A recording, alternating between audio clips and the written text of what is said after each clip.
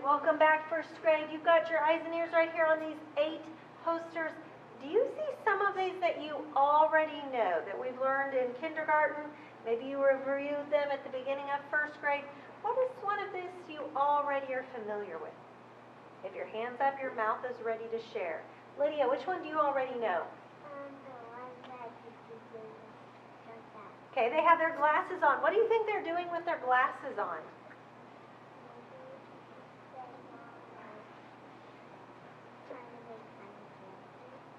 Could be just a funny face picture, but this one's going to mean something different. Angelica, something you remember learning with Mrs. Holgraver?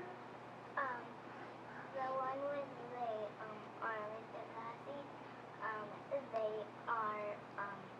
they're trying, it's like where you're watching the person who's talking. Okay, that might be a good school rule to watch the person that's talking.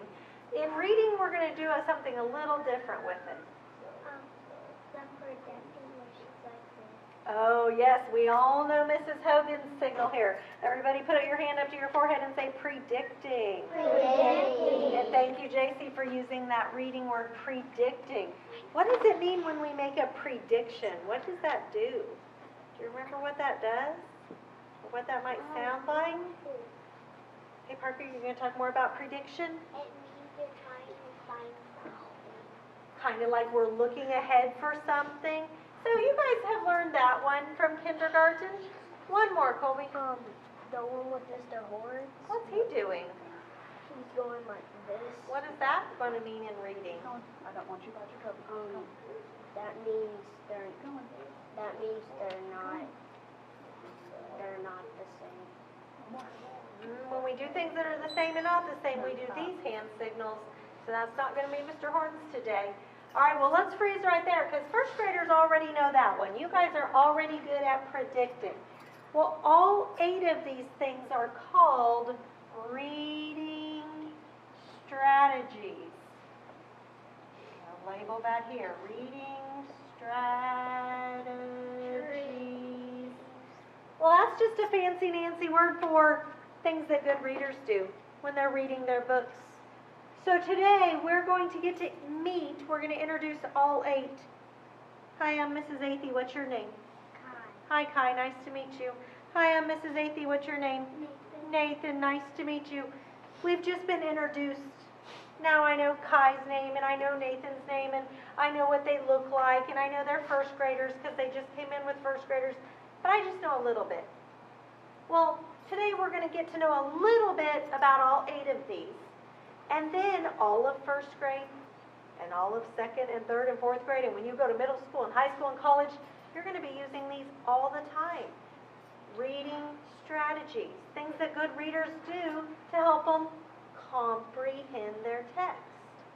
My first graders know comprehend because of it's part of our PIC. We have to comprehend what we're reading. We have to understand it, or there's no point of reading it, right? So let's get started. We're going to introduce all 8.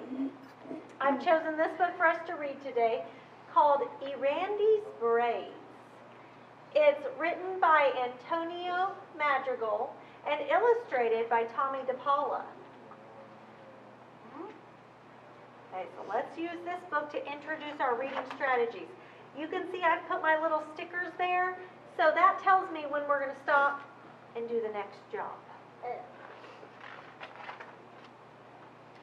And Randy, it's time to wake up, Mama whispered. Roosters were crowing as the orange and crimson colors of dawn spread across the village of Patsacuro in the hills of Mexico. Okay, after I read this page, I'm going to model the first one.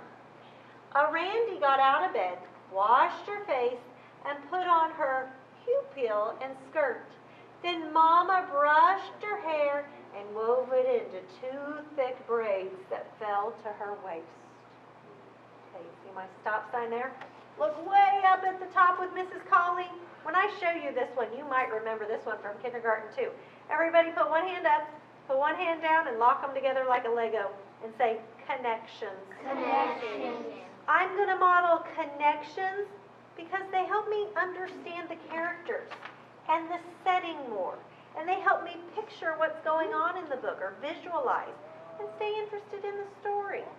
So a connection is, how am I the same as the book or as another book I've read? Well, I have a connection. When I was in kindergarten and first grade, I used to have hair all the way down to my waist like a Randy, and my mom would braid it in the morning sometimes so it wouldn't fly all over my face, especially if it was hot out. And sometimes when moms brush and pull on our hair and braid it, sometimes that kind of hurts, doesn't it, girls? You know, when you get your hair done, sometimes that kind of hurts. But everybody would always say when it was braided how pretty that looks. So I have a connection to a Randy.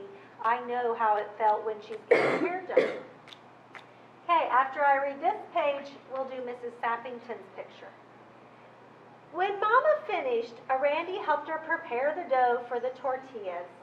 As she mixed and patted, Randy heard voices from a loudspeaker in the street. Hair, hair, we will pay the best prices for your hair. Come to Miguel's barbershop tomorrow. All right, look at Mrs. Sappington. She's holding this mark by her head. Everybody hold that crooked finger up by your head and say, questioning. Questioning. I'm going to model making a question because it helps me wonder what's going on at the beginning of the story, what's going on at the middle, what's going on at the end of the story. It helps me stay interested too. Well, I'm wondering, that's a good way to start a question, Gunnar. I'm wondering why people would want to buy hair. What are they going to do with it? What can you do with hair that's been cut off? So I'm wondering why these people are yelling, hair, hair, come to Miguel's barbershop. Wait, or they can get wigs if they don't have hair. What is that about, Mama? Randy asked. Oh, she was having the same question. It is the hair buyers coming up from the city, Mama told her. Why do they want to buy hair? Randy asked. They say it is the longest and most beautiful in Mexico, Mama explained. They use it to make fine wigs, eyelashes, and fancy embroidery. Mama looked in the old cracked mirror on the adobe wall. Her own hair fell just below her shoulders. Your hair is much thicker and longer than mine, Randy. The hair buyers would pay a fortune for your beautiful braids, she said with pride. They sat down to eat their meal of beans and tortillas. Do you remember what day tomorrow is, Randy? See, Mama, Randy said, my birthday. She would be 7, and Mama was going to take her to Senora Andrea's shop to pick out a present. Randy hoped she would get a new dress to wear to the village fiesta. They finished eating and got ready to go to the lake. Mama packed their fishing net and put it on her back. Don't forget the buckets, Randy, she said, starting off down the trail. All right, at the end of this page, we're going to do the one that you already knew. We're going to do some predicting. So, like Parker told us, we're looking for something. We're looking for what we think is going to happen next. When they arrived at the lake, women and men from the village were already fishing. Randy's mama unfolded their net. Look, Randy, more holes. I won't be able to repair it anymore. We need a new net so badly. Then she paused. Soon we will have the money to buy one. Okay, I'm going to model predicting because it helps me understand what we're going to learn in the rest of the text. Well, I'm predicting because Mama said pretty soon we'll have money. We can buy a new net. I'm predicting that maybe Mama is going to sell her hair. Because when they made that announcement on the big loudspeaker, Mama was looking in the mirror at her hair. So maybe she's going to sell her hair so they can buy a new fishing net. Or she can sell the girl's hair. That's what I'm predicting. So maybe you're predicting maybe that they would sell the little girl's hair. I was predicting the girl because hers is longer. Hers is longer. Randy was surprised. They had so little money, Before she could ask Mama where she would get the money, her friend Isabel ran up. Buenos dias, Randy. Can you come and play? Isabel called. Go, Mama said. But come back and help me sort the fish. Isabel and Randy ran across the fields of flowers. Are you going to the fiesta next Sunday? Isabel asked. The fiesta. Randy remembered her birthday and the new dress she hoped to wear in the procession. But maybe Mama needed the money for the new net instead. I'm not sure, she said. Throughout the day, Randy went back and forth playing with Isabel and helping her Mama separate the small fish from the large fish. Then it was time to go. Randy was afraid to ask about her birthday, and Mama didn't say anything about it or the new net as they walked home. Well, if they don't have a lot of money, I'm predicting that maybe Randy won't get very many birthday gifts or even any birthday gifts. You have to have money to buy a birthday gift. But the next morning, after making the tortillas, Mama said, "It's time to go to Senora Andrea's shop, Randy." Randy smiled. She knew she would get a new dress for the fiesta after all. As they entered the shop in the square, Randy saw a beautiful doll wearing a finely embroidered yellow dress up on the shelf. Mama saw Randy stare at the doll. Randy, Mama said, "What do you want for your birthday?" Randy wanted the doll, but she knew she couldn't have both. The doll and the dress. She pointed to a yellow dress the same color as the doll's. "Maybe next year we can buy you a doll," Mama said, as she paid for the dress. After they left the shop, Mama turned to Randy and said, "Now we will go to the barber shop." Randy caught her breath. My hair? So that's how Mama's going to get money for the new net? She's going to sell my braids? Randy shivered at the thought of the barber cutting off her braids, but she didn't say anything to Mama. They reached Miguel's barber shop and went inside. Randy looked across the room of crowded women. She gripped Mama's hand and huddled in her skirt. She didn't look at the barber's chair, but she couldn't help hearing the sharp snip, snip of the scissors. Will my hair ever grow back, she wondered. Okay, at the end of these 2 pages, I'm going to show you Mrs. Zahner's picture. The line of women moved slowly, and Randy's heart pounded as she and Mama reached the front. "Next person," the barber called out. Gazing at the enormous scissors in his hand, Randy felt her knees tremble. But before she could move, Mama walked to the chair and sat down. I should have known Mama would never sell my hair, Randy thought. And as she watched the barber wrap a white apron around her Mama's shoulders and measure her hair. All right, let's pause here and look at Mrs. Zahner. She's got her big cowboy lasso. We're going to make one lasso circle and say summarize. Summarize. Well, a cowboy uses his lasso to gather up the animals. Well, we're going to gather up the big ideas in the book, the most important. Summarizing helps me pick out the most important ideas. So watch me. I'm going to pick out about 4 most important ideas. Randy and her mom live in Mexico. They work hard fishing, but they don't have a lot of money. Randy's birthday's coming, and her mom let her pick out a new dress, even though they need money for a new fishing net, and she couldn't get a doll, too. So Mama's going to sell her hair so they can have money for the new fishing net. I rounded up just the big ideas. Did I say anything about the tortilla and beans? No. No, that's not the most important. Did I say anything about her playing with her friend Isabel? No, that wasn't the most important. So one more time, make one lasso and say summarize.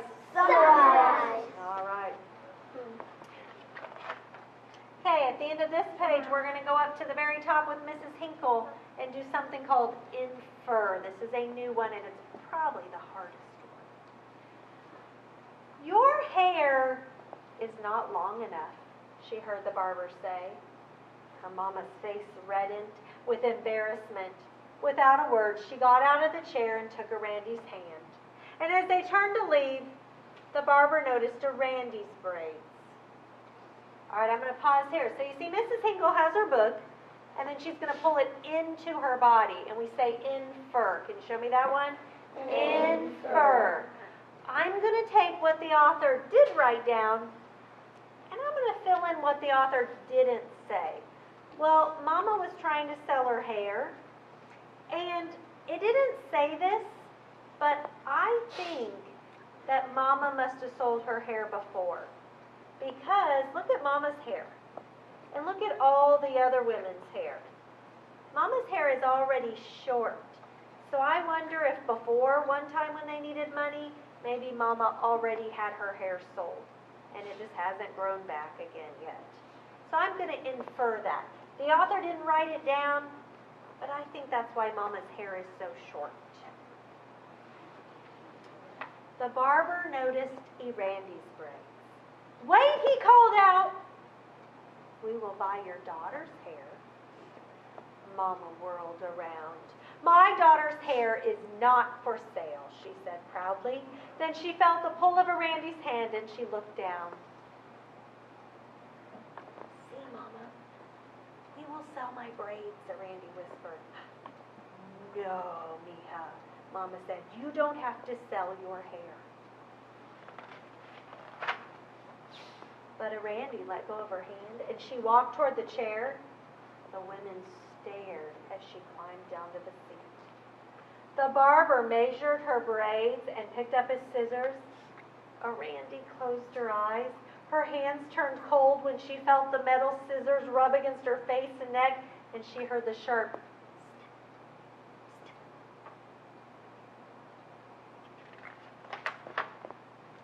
The barber moved to the second braid, and Randy's eyes filled with tears, but she dared not cry. Instead, she asked the barber, Senor, will my hair grow back? Of course.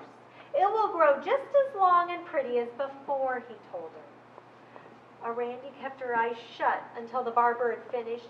Then she opened them slowly and looked in the mirror. Her hair reached just below the bottom of her ears. Okay, now at the end of this page, we're going to do what Miss Patty and Miss Lori, they put on those funny glasses, and I'm going to explain why they have those glasses on. Out in the street, the air was cold. The back of her neck was cold. How strange it felt without her hair. Mama walked beside her, not saying a word. Only the hollow clapping of their huaraches broke the silence on the cobblestone streets.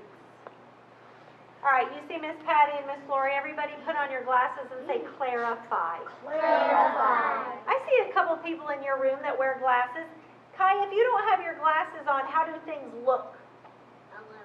They look a little blurry, don't they? Look kind of fuzzy, kind of wiggly. And then when you put your glasses on, how do things look? They look good. They look clear. Well, Miss Patty and Miss Lori put on their glasses to help make things look clear, to clarify.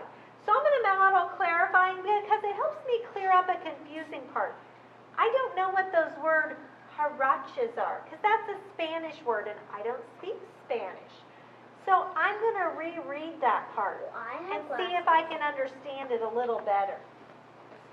Only the hollow clapping of their huaraches broke the silence of the cobblestone streets. So what part of their body do you think they wear the huaraches on? On their whole body. Where would it make noises on the street? If you wear it On their feet. On your feet. So it must be a type of a shoe because it's making noise on the street. So I had to clarify that because it didn't make sense the first time. Why didn't Mama speak? Was she angry at her for cutting her hair?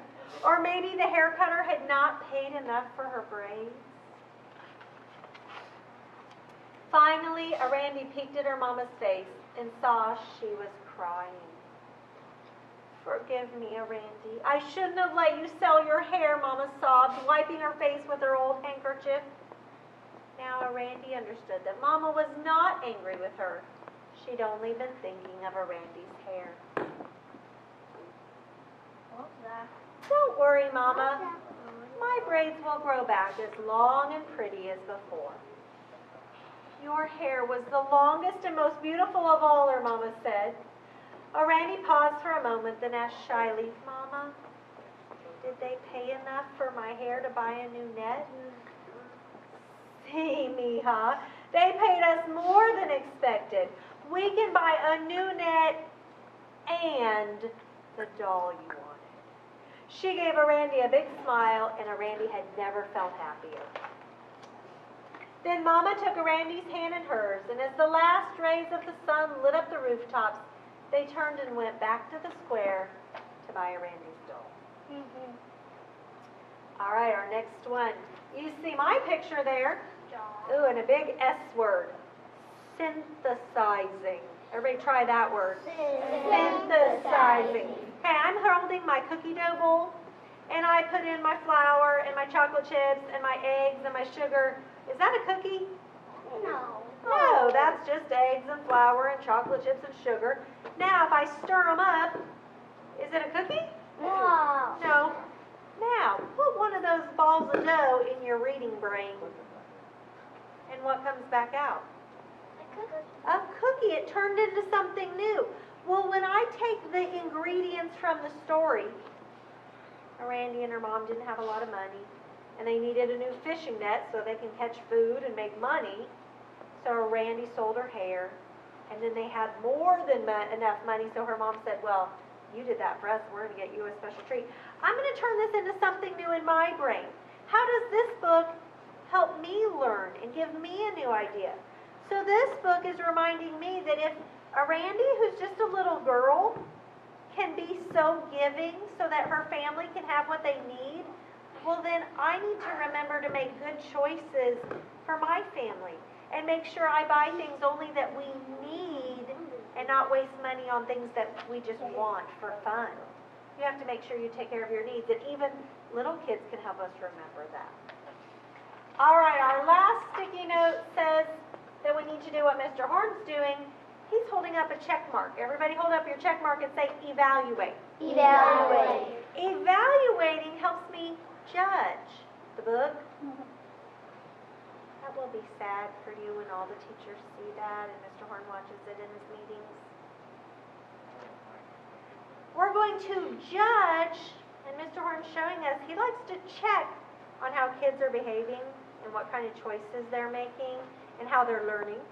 And he likes to check on teachers. Are we doing a good job teaching you? And are we picking what you need to learn?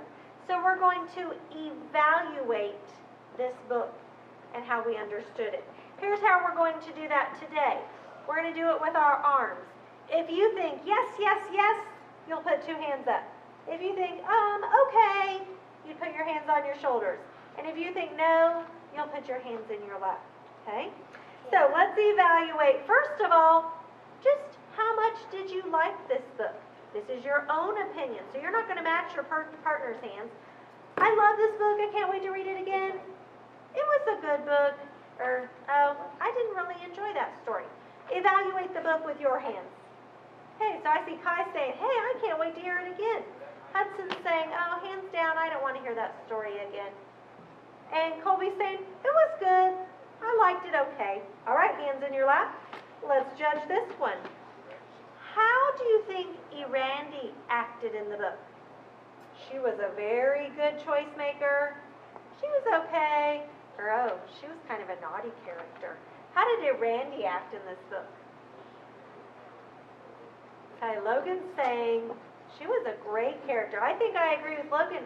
She helped her family by giving up her own hair. That's a very wonderful choice. That was very giving. All right, hands in your lap. Let's do one more. This time you're going to evaluate. You're going to check How did you understand this book? I understood every idea and every word. I understand most of it, but some of it is still a little confusing. Or, oh, I need to reread that book because I didn't understand any of it. Okay, show me how you understood or comprehended the book.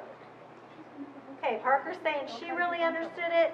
Lydia's saying, I understood most of it, but some of those words or those ideas are a little confusing.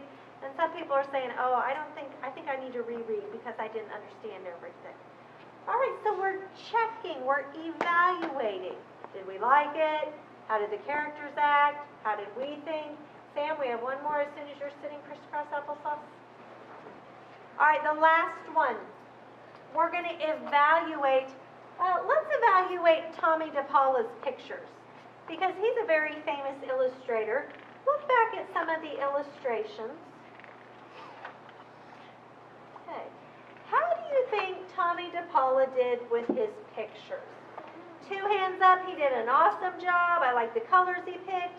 He drew everything very clearly. Hands on your shoulders. The pictures are nice, they're okay. Or, I don't really care to look at those pictures. Your opinion. All right, so we can evaluate, we can check the author and the illustrator.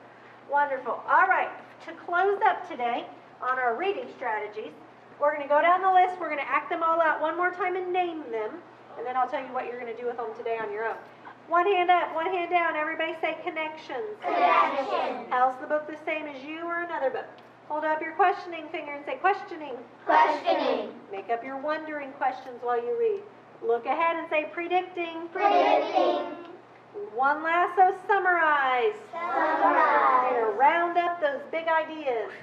Hold the book out and fold it into you and say infer. Infer. What did the author not write down? What are some things I have to make up from my own brain? Put on your glasses and say clarify. Clarify. We don't want to leave anything blurry. Okay, stir your ingredients and say synthesize. You're Synthesize. going to turn it into a new idea in your own head. And your check mark and say evaluate. Evaluate. How well did you like it? How well do you think the characters were? How well did you think the author and illustrator did? All right, in your brain right now, look, don't say a word. After you check out your book today, I want you to pick one that you're going to practice when you're sitting in the library reading by yourself. So I'm going to read 2 pages, and then I'm going to stop and do this job. And then I'm going to read 2 more pages, and I'm going to stop and do this job. Get one in your brain right now. Which one do you want to practice today? Everybody picks their own. Let's focus on just one today since we introduced. That's a great idea to try to practice 2, but I just want you to really work hard on one. All right, turn and tell a shoulder partner which one you're going to do today.